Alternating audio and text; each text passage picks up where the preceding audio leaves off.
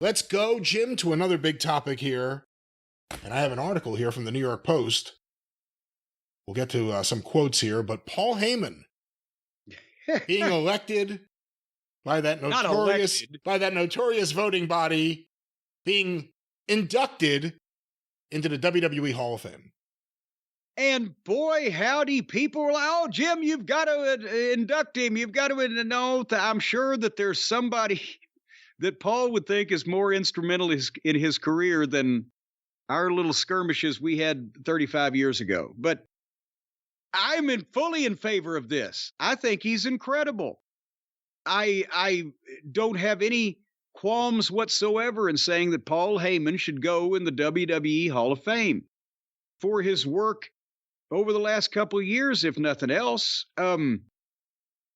I am less inclined to a lot of the people who say, oh, because of ECW, Philadelphia, it's perfect. I think ECW, all in all, is probably one of Paul's minor accomplishments because, to be honest, Smoky Mountain Wrestling now, with 40 years hindsight, is one of my minor accomplishments, and I didn't lose nearly as much money as Paul did on ECW. But he's been a fucking fantastic promo and a booker who can get the most out of the least and who has incredible patience for dealing with bullshit and to get what he wants. And he's a politician in the, in the murky world of wrestling. For all of that, I think, my God, I'm not trying to give anything away, but the other announcements have been made in Bull Nakano. That's like, let's put Frank Sinatra in while we're at it. Yes, I know she worked there 40 years ago, but Heyman has everything now is 40 years ago. She worked there in the mid-90s. Or whatever it was, 30 years ago. See, I'm so old I can't keep track of time. But I'm saying, if Bull Nakano was inducted to the Japanese Women's Wrestling Hall of Fame, she'd be first ballot, obviously, and she probably has been if they have one. But compared to her going to the WWE Hall of Fame, Heyman is a no-brainer. He's perfect. As I said. No-brainer, Shibata. Well, come on now. Just for his work the past few years, but he's always been a great promo. He's done good booking work there, even if I wasn't an ECW fan and it was a giant money loser. He also did good work in his days with the Dangerous Alliance and etc. So, yes, I'm proud of him for going in the Hall of Fame. I'm wondering if he's going to go on a weight loss program to lose a chin or two by the time he has to give the speech. Well, there it is. For no good reason, you have to once again malign this man. But you said ECW was just a blip or just a minor part of it. In a sense, it is, because if you think about those photos of him as a kid, 12, 13, whatever he was, interviewing wrestlers at the Garden, his dream was to always be where he is now. Yes. That was, to be honest, my dream was always to be, and I never got to do this, I wanted to be on top in Memphis when business was great, but my timing was bad. He always wanted to be on top in the Garden because he went there as a kid. And he idolized those three heel managers. Yeah. And he was able to do that. And, and I say a blip. I'm being kind with ECW because you do have to blame Paul for the furniture, the tables, all the bullshit that they did that then, people, again, as everything in wrestling that gets over to some level, people with less talent, less sense, shit stain and others, then take somebody else's ideas and prostitute them to the point where it just causes a problem instead of making any impact. So I got to blame Paul for furniture with ECW, but good and bad, otherwise than that, he's had a spectacular career. That's right. Good and bad, highly influential.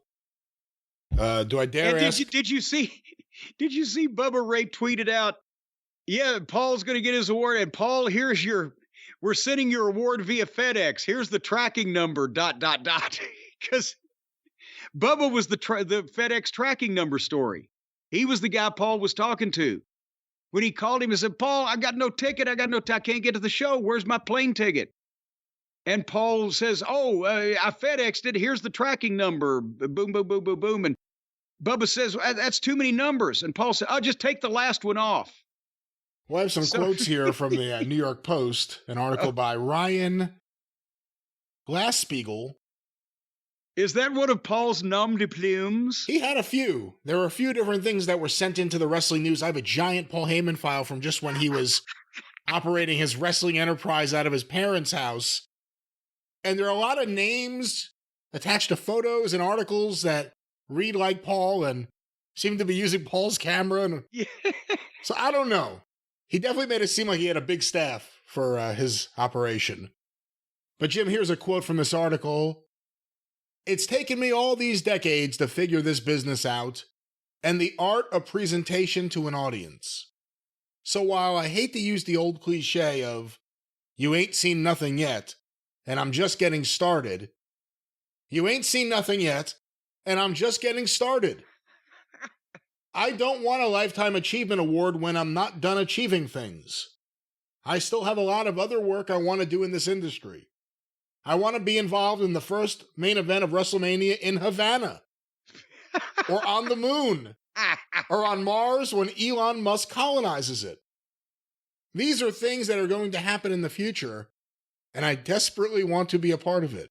Let me stop there. Any thoughts on that? Well, look, but Paul has perfected the art of speaking in grandiose and glorious and uplifting terms about, whatever the fuck. He can sell anything to anybody. And how I want to achieve, I want to move forward. It's a positive sounding thing. Whereas I'd be going, fuck you, the fucking moon, when they told me Germany, fuck you, I'll go home before I'll go to fucking Germany.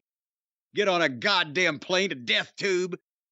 But Paul loves to talk in those grand and glorious terms, and it's part of his innate appeal.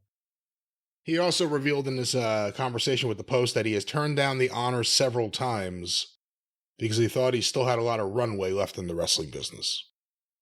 Still had a lot of running away left. It is a little weird when you get inducted into a Hall of Fame and you're still active. Yeah, but at the same time, I can see for a professional athlete, for a wrestler, but someone in the managing or some ancillary capacity that's not dependent on their prime athletic years. If a guy's 70 years old and he's still producing something for that particular genre that the Hall of Fame involves, should he be barred until he's goddamn senile? He can't tell he's in it.